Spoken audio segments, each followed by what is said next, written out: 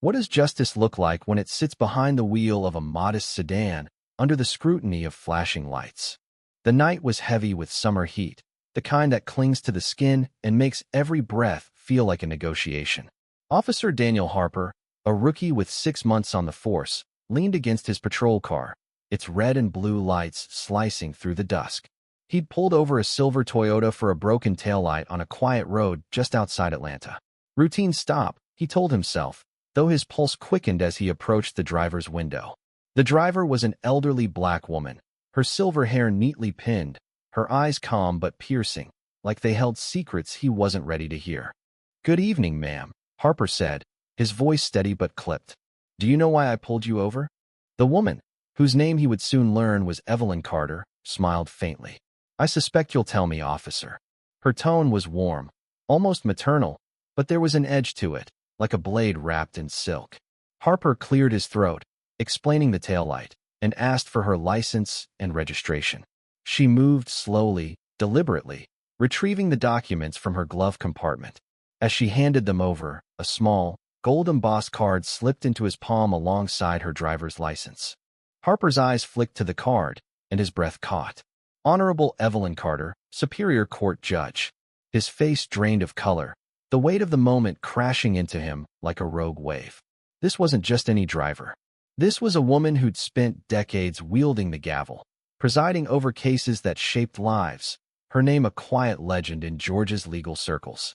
"I didn't realize, Your Honor," he stammered, his confidence unraveling. Evelyn's smile didn't waver. "Most don't," she said softly. "But you're doing your job. Let's talk about that taillight." Harper's mind raced.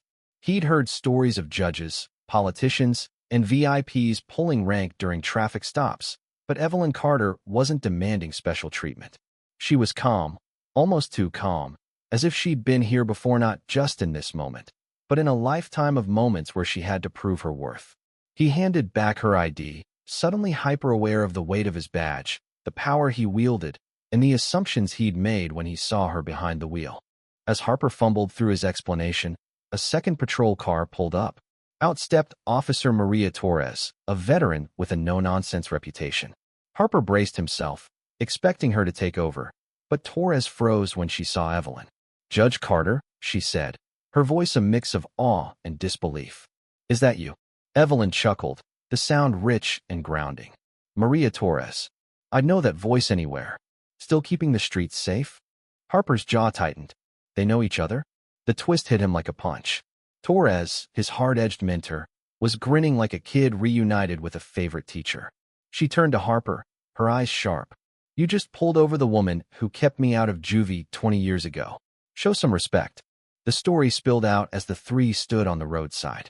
Decades ago, a teenage Maria Torres had stood before Judge Carter, facing charges for shoplifting. Evelyn saw something in Hera's spark of potential beneath the defiance. Instead of a harsh sentence, she'd ordered community service and mentorship, setting Maria on a path that led to her badge. Now, here they were, the judge and the officer, their lives intersecting again under the hum of cicadas and the flicker of police lights. Harper listened, his earlier assumptions crumbling.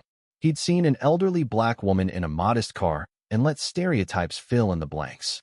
Now he saw Evelyn Carter for who she was, a woman who'd spent her life balancing justice with mercy, who'd shaped countless lives, including the officer standing beside him. Evelyn's voice softened as she addressed Harper. "You're new to this, aren't you?"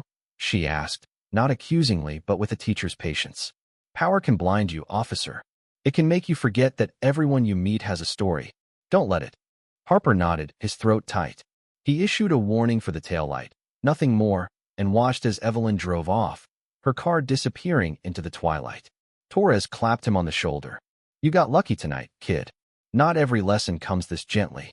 As Harper returned to his patrol car, he felt the weight of Evelyn's words settle into him. Justice wasn't just about enforcing rules, it was about seeing people, really seeing them, beyond the surface. He'd never forget the woman who handed him her judge's ID, not because of her title, but because of the truth she carried. Every life holds a story worth hearing. Yindi.